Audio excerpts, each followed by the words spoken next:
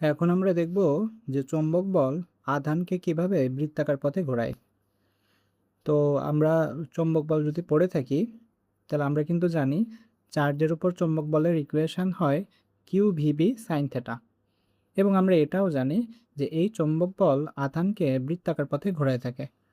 তো ওইটা আজকে দেখব যে কিভাবে আসলে চৌম্বক বল আধানকে বৃত্তাকার পথে ঘোরাচ্ছে। তো এই ক্ষেত্রে আমাদের দুইটা কনসেপ্ট জানতে হবে।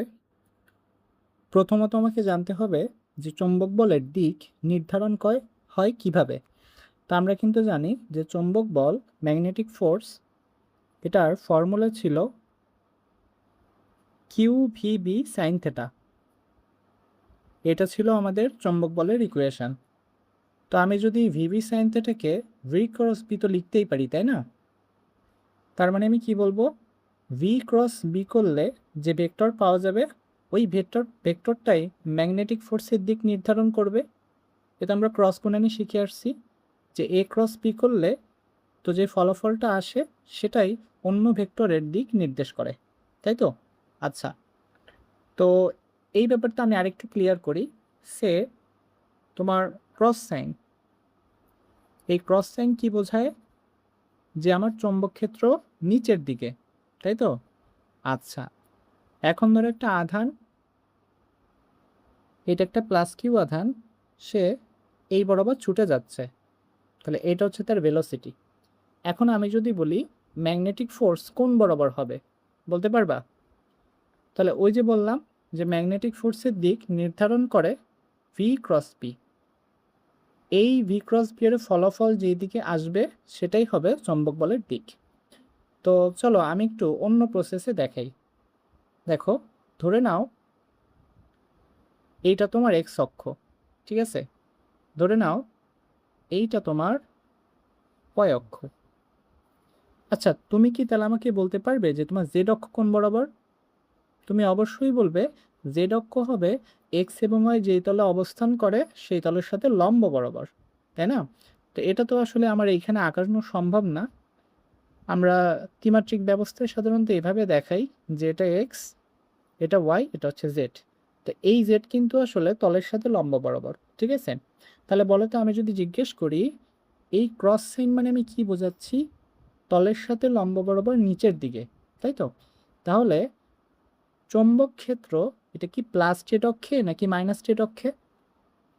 যেহেতু আমি বলতেছি তলের সাথে লম্ব বরাবর নিচের দিকে, সো তুমি অবশ্যই বলবা যে বি এর ডিরেকশন মাইনাস জেড অক্ষে, কারণ সে নিচে। উপরের দিকে হলে আমরা বলতাম প্লাস জেড, ঠিক আছে? এইটুকু মনে হয় ক্লিয়ার। তাহলে এইবার দেখো আমি কি করি। তাহলে দেখো আমার ভি, সে এক্স অক্ষ বরাবর গতিশীল, সো আমি নিচ্ছি আই ক্যাপ, ক্রস গুণ করো বি, তাহলে বি হচ্ছে নিচের দিকে মাইনাস জেড, তাহলে মাইনাস জেড অক্ষে কোন একক ভেক্টর বসে থাকে? মাইনাস কে ক্যাপ, তাই তো? যেহেতু মাইনাস জেড, তাহলে তুমি একটু বলো তো মাইনাসটাকে সামনে রেখে যদি আমি আই ক্রস কে করি এটার অ্যান্সার কত আসবে? আমাদের একটা সাইকেল মনে রাখতে হয়, আই জে কে। তো সাইকেলটা সবসময় আমরা ক্লকওয়াইজ করাই থাকি, এই যে ক্লকওয়াইজ। তাহলে আমি যদি আই ক্রস কে করি তাহলে আমি কি সাইকেলের দিকে যাচ্ছি নাকি উল্টা দিকে যাচ্ছি? আমি কিন্তু উল্টা দিকে যাচ্ছি, সো আমার অ্যান্সার হবে মাইনাস জে। এটা তো নিয়ম, তাই না? তাহলে আগে থেকে একটা মাইনাস বসেছিল আর সলিউশনে আসতেছে মাইনাস জে, তাহলে আমার অ্যান্সার দাঁড়াচ্ছে প্লাস জে। প্লাস জে মানে আসলে কি বোঝায় বলো? প্লাস জে মানে বোঝায় যে ডিরেকশন হবে পজিটিভ ও এক্সিস বরাবর, তাই না? তাহলে আমরা বলবো এই আধানের উপর ম্যাগনেটিক ফোর্স আসবে পজিটিভ ওয়াই বরাবর। তো এইটা ছিল ওয়াই অক্ষ, এই বরাবর আমার আসবে ম্যাগনেটিক ফোর্সের ডিরেকশন। বোঝা গেছে ব্যাপারটা? তো এইটা আমাকে আগে থেকে ক্লিয়ার রাখতে হবে যে ম্যাগনেটিক ফোর্স কোন দিক বরাবর আসে। তাহলে তোমার অ্যান্সার হবে ভি ক্রস বি বরাবর, ঠিক আছে? আচ্ছা, নেক্সট, এইটা আমাদের নিউটনীয় বলবিদ্যার কনসেপ্ট। আমরা কিন্তু জানি যে তুমি যখন সার্কুলার মোশন করো তখন সেই ক্ষেত্রে তোমার কেন্দ্রমুখী বল সৃষ্টি হয়। কেন্দ্রমুখী বল ছাড়া পৃথিবীর কোনো বস্তু বৃত্তাকার পথে ঘুরতে পারে না, এই তো? আচ্ছা, তাহলে কি আমরা এটাও কিন্তু জানি যে কেন্দ্রমুখী বল কখনো একা একা সৃষ্টি হয় না। এই বলটা অন্য কোনো না কোনো ফোর্স সবসময় সাপ্লাই দিয়ে থাকে। আমি আবারও বলি, বৃত্তাকার পথে ঘুরতে হলে তোমার কেন্দ্রমুখী বল প্রয়োজন। তো কেন্দ্রমুখী বল কখনো একা একা সৃষ্টি হতে পারে না, এই বলটা অন্য কোনো না কোনো বল তোমাকে সাপ্লাই দিবে। ঠিক আছে, তো এইখানে আমি লিখে রাখছি কে কেন্দ্রমুখী বল সাপ্লাই দেবে, কে। তো সেটা আমি লিখে রাখছি কেন্দ্রমুখী বল সাপ্লাই তো সেই দিবে যে কেন্দ্র বরাবর থাকবে। ঠিক আছে, আর হতে পারে যে এমজি বল কখনো কখনো কেন্দ্রমুখী বল সাপ্লাই দেয়, কারণ কি, কারণ সেই ক্ষেত্রে এমজি বল কেন্দ্রের দিকে থাকে। তাই তুমি নিউটনের বলবিদ্যায় দেখছো যে সুতার টান বল কেন্দ্রমুখী বল যোগান দিচ্ছে, কারণ সেই ক্ষেত্রে সুতার টান বল কেন্দ্র বরাবর থাকে এই জন্য। ঠিক আছে, আচ্ছা, তো এই দুটা কনসেপ্ট আমাদের এখন ক্লিয়ার। তো চলো আমরা এখন দেখি যে চৌম্বক বল কিভাবে আধানকে সার্কুলার মোশন করায়। তো আমি একটা সার্কেল এঁকে নিচ্ছি। তো এই সার্কেলের আগে তোমাকে আগে থেকে ফোকাস দেওয়ার দরকার নেই। তুমি ধরো যে এখানে কোনো সার্কেল ছিল না, আমি এমনিতেই আঁকতেছি ছবিটা সুন্দর করার জন্য। আচ্ছা, এইবার দেখো কি করি। ধরো এইখানে একটা আধান আছে, এটা একটা আধান, প্লাস কিউ চার্জ বিশিষ্ট একটা আধান, প্লাস কিউ চার্জ। তো এই আধানটা ভি বেগে সামনে যাচ্ছে, এই যে ভি বেগে সামনে যাচ্ছে। এরপর তুমি কি করলে, এখানে চৌম্বক ক্ষেত্র প্রয়োগ করে দিলে, এই যে ম্যাগনেটিক ফিল্ড তুমি অ্যাপ্লাই করে দিলে। ক্রস সাইন মানে যেন কি বোঝায়, যে চৌম্বক ক্ষেত্র তলের সাথে লম্ব বরাবর নিচের দিকে, তার মানে চৌম্বক ক্ষেত্র প্রয়োগ করা হচ্ছে নিচের দিকে। ঠিক আছে, তো এইটা হচ্ছে আমাদের বিয়ার দিক। ঠিক আছে, তাহলে এখন তুমি বলো এই আধানের উপর ম্যাগনেটিক ফোর্স কি আসবে নাকি আসবে না?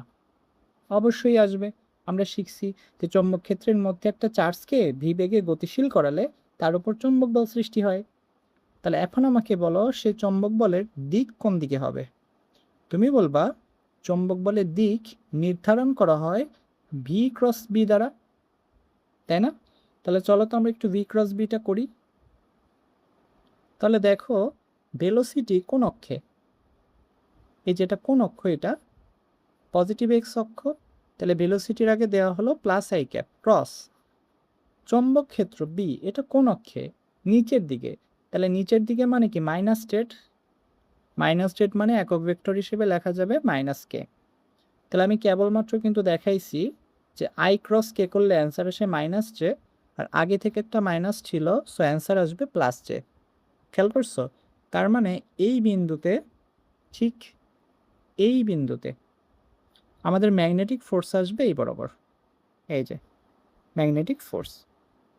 ঠিক আছে, আচ্ছা, এখন আমি তোমাকে একটা কোশ্চেন করব, সেটা হচ্ছে তুমি যদি কোনো আধানের উপর, সে এটা একটা আধান, এই আধানের উপর এই আধানটা মুভ করতেছিল এই বরাবর ফি বেগে, তুমি আধানের উপর লম্বভাবে যদি কোনো বল সৃষ্টি করো, যে বলটা আমাদের এখানে তৈরি হচ্ছে ম্যাগনেটিক ফোর্স, তো এই ফোর্স ক্রিয়া করার ফলে এই যে আধানের বেগ ভি, এই ভি এর কি মান পরিবর্তন হবে নাকি হবে না? এটা একটু পজ করে চিন্তা করো তো, যে এই আধানের উপর যদি ম্যাগনেটিক ফোর্স সৃষ্টি হয়, তো এই চার্জের বেগের মানের পরিবর্তন হবে নাকি হবে না, কি মনে হয়? যদি তোমার অ্যান্সার হয় যে হ্যাঁ ফোর্স ছিল তো বেগের মানে চেঞ্জ আসবে, যেহেতু ত্বরণ চলে আসতেছে, ফোর্স মানে তো ত্বরণ, ত্বরণ মানে তো এর বেগ চেঞ্জ হবে, তো অ্যান্সারটা ভুল হয়ে গেল। এই আধানের কিন্তু বেগ পরিবর্তন হবে না, কারণ দেখো তুমি ভেলোসিটি ডিরেকশনে কিন্তু ত্বরণটা দিচ্ছ না, তুমি ফোর্সের কারণে ত্বরণ প্রযুক্ত হবে কোন বরাবর বলো, এই বরাবর না। এখন ভেলোসিটির দিক বরাবর ত্বরণের উপাংশ কত তুমি বলো, তুমি বলবা এ কজ 90, কজ 90 মানে কত, 0। তাহলে আমার ভেলোসিটি যেই বরাবর ছিল আমি তো সেই বরাবর কোনো ত্বরণ দিচ্ছি না, তাহলে যেহেতু ভেলোসিটির দিকে কোনো ত্বরণ প্রযুক্ত হচ্ছে না, সো বেগের মানের কোনো পরিবর্তন আসবে না। এটাকে ক্লিয়ার করে নাও। তাহলে এই চার্জের ভেলোসিটি কনস্ট্যান্ট থাকবে। ঠিক আছে, এখন তুমি বলতে পারো তাহলে ফোর্স দেওয়ার ফলে আমরা কি কোনো প্রভাব দেখতে পারবো না? অ্যান্সার হচ্ছে হ্যাঁ, তুমি প্রভাব দেখতে পারবা। তুমি দেখতে পারবা যে এই যে চার্জ, আমি একটু কালার করে দিই চার্জটাকে, এই চার্জটা ফোর্স দেওয়ার কারণে একটু সামনে মুখ করে চলে আসছে, এই যে দেখো চার্জটা মুভ করে আসছে, যে মুভ করে সামনে চলে আসছে ফোর্স দেওয়ার ফলে, কিন্তু স্টিল তার ভেলোসিটি কিন্তু ভি থাকবে। এইটা কিন্তু আমি এতক্ষণ ধরে এক্সপ্লেইন করছি যে কেন তার ভেলোসিটি ভি থাকবে। কারণ তুমি ফোর্সটা দিছিলা পারপেন্ডিকুলার, ফলে ত্বরণের কোনো উপাংশ বেগের ডিরেকশনে ছিল না, এই জন্য এই চার্জের ভেলোসিটি এখনো পর্যন্ত ভি থাকবে। এইটুকু ক্লিয়ার করো আগে, ঠিক আছে? এইবার আসলে পরবর্তী স্টেপে যাব। তাহলে আমি এটাকে এখন এখানে আঁকতেছি যে চার্জটা মুভ করে এরকম একটা ডিরেকশনে চলে আসবে। আমি ধরতেছি চার্জটা মুভ করে করে, এই যে মুভ করে করে এই পাশে আসবে, কিন্তু তখনও তার ভেলোসিটি কিন্তু ভি থাকবে।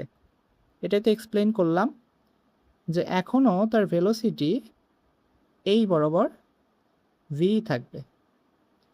তার মানে ফোর্স দেওয়ার ফলে কি হলো, বেগের মান চেঞ্জ হলো না, বাট ডিরেকশনটা চেঞ্জ হয়ে গেল, ঠিক আছে? আচ্ছা, তাহলে আবারও দেখো চার্জটা কিন্তু নতুন করে আবার চৌম্বক ক্ষেত্রের মধ্যে প্রবেশ করে আসলো। তাহলে এগেইন তার উপর ম্যাগনেটিক ফোর্স আসবে, আসবে কি না? চার্জটা তো এখনও বিবেকী গতিশীল, আবার তুমি চৌম্বক ক্ষেত্র অ্যাপ্লাই করে রাখছো, সুতরাং এগেইন তোমার ম্যাগনেটিক ফোর্স সৃষ্টি হবে। এখন চলো তো আমরা দেখি যে এই ম্যাগনেটিক ফোর্সের ডিরেকশন কোন বরাবর। চলো তো দেখি। তাহলে আবারও আমাকে বি ক্রস বি করতে হবে। এখন তুমি বলতে পারো এবার তো চার্জটার এক্স অক্ষে নাই, তাহলে আপনি আই জে কে দিয়ে কিভাবে করবেন? আসলে এটা কোনো ঘটনা না, দেখো এক্স ওয়াই কিন্তু আমাদের ধরার উপর নির্ভর করে। বলতে যেমন দেখো আমি যদি বলি যে আমি এখন এই যে অক্ষটা, এই যে অক্ষটা, এটাকেই আমি এক্স অক্ষ ধরবো। আবার এই যে অক্ষটা, আচ্ছা এদিকে তৈরি করি, এই যে অক্ষটা এটা, তো এটাকেই আমি ওয়াই অক্ষ ধরবো। আমার কোনো অসুবিধা নাই তো বলো? এক্স ওয়াই তো পরস্পর পারপেন্ডিকুলার থাকবে, এই শর্ত মেনটেন করে এক্স ওয়াই তো এমনিতেই ধরা যায়। শুধুমাত্র যে আনুভূমিক বরাবরই এক্স ধরতে হবে এমন তো কোনো কথা নাই, তাই না? আচ্ছা ঠিক আছে, তাহলে চলো আমরা শুরু করি। তাহলে আবারও আমি করব ভি ক্রস বি। তাহলে আমি যেহেতু নতুন করে ভেলোসিটি বরাবর এক্স অক্ষ ধরে নিচ্ছি, সো ভেলোসিটির দিকে আমি দিব আই ক্যাপ, ক্রস গুণ দিব বি। তাহলে বি কোন দিকে বলো? নিচের দিকে, তাহলে দিব মাইনাস কে। তো দেখো এগেইন ফলাফলটা আসবে পজিটিভ জে। তাহলে আমার এই কাল্পনিক এক্সের কাল্পনিক ওয়াই কোনটা? এইটা, যার পজিটিভ ওয়াই কোন দিকে? এই দিকে না? তাহলে এগেইন কিন্তু দেখো ম্যাগনেটিক ফোর্স এই বরাবর চলে আসবে। ধরতে পারছো? তো এই প্রসেসটা কিন্তু কন্টিনিউয়াসলি হইতে থাকবে। তার মানে তুমি এবার কি দেখবা, এইবারও কিন্তু এই চার্জের ভেলোসিটির মানের কোনো চেঞ্জ আসবে না। সো সে আবার ডিরেকশন চেঞ্জ করে এই দিকে আসবে, তো মান কিন্তু সেম থাকবে। কথা বুঝছো? আবারও ম্যাগনেটিক ফোর্স আসবে। তো আমার এখানে আলোচনার বিষয়বস্তু হচ্ছে তুমি একটু ম্যাগনেটিক ফোর্সের দিকটা ফোকাস করো। এবার আমি একটু ফোকাস করে দেখাই। শুরুতে যখন আধানের উপর ম্যাগনেটিক ফোর্স আসছিল, সেটা ডিরেকশন কোন বরাবর ছিল একটু খেয়াল তো? কেন্দ্র বরাবর না? আবার এই বিন্দুতে যখন নতুন করে ম্যাগনেটিক ফোর্স আসছে, সেটার ডিরেকশন কোন বরাবর বলো? সেন্টার বরাবর না? তাহলে আমি একটু আগে কি লিখছি? আমি একটু আগে লিখছি কেন্দ্রমুখী বলে সাপ্লাই তো সেই দিবে যে কেন্দ্র বরাবর থাকবে। তাহলে আমি কি এটা বলতে পারি না, এই চার্জ যেহেতু এখন সার্কুলার মোশন করে ফেলতেছে, তাকে কেন্দ্রমুখী বলে যোগান দিতে পারবে একমাত্র একজনই, সে হচ্ছে চৌম্বক বল। কারণ এই ফোর্সটাই শুধুমাত্র কেন্দ্র বরাবর ক্রিয়া করতেছে। কথা বুঝছো? আর এই ফোর্স ক্রিয়া করার ফলে কিন্তু চার্জটা সার্কুলার মোশনে এখন সুন্দর করে ঘুরে আসবে, কারণ বারবার তুমি ভেলোসিটির সাথে চৌম্বক বল পারপেন্ডিকুলার দিচ্ছ। ঠিক আছে?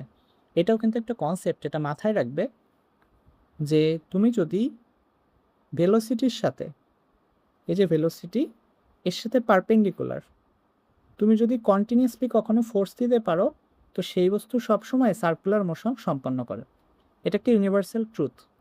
আমি আবারও বলি, তোমার কাছে যদি কোনো পার্টিকেলের ভেলোসিটি থাকে এবং তুমি এটা মেক শিওর করতে পারো যে বারবার আমি ভেলোসিটির সাথে লম্ব বরাবর ফোর্স দিব বারবার, তাহলে তুমি দেখতে পারবা যে ওই চার্জ সার্কুলার মোশন করা শুরু করে দিবে। ঠিক আছে? তাহলে আমরা কিন্তু এটার অ্যান্সার পেয়ে গেলাম যে চৌম্বক বলই কেন আমাকে সার্কুলার মোশন করাচ্ছে।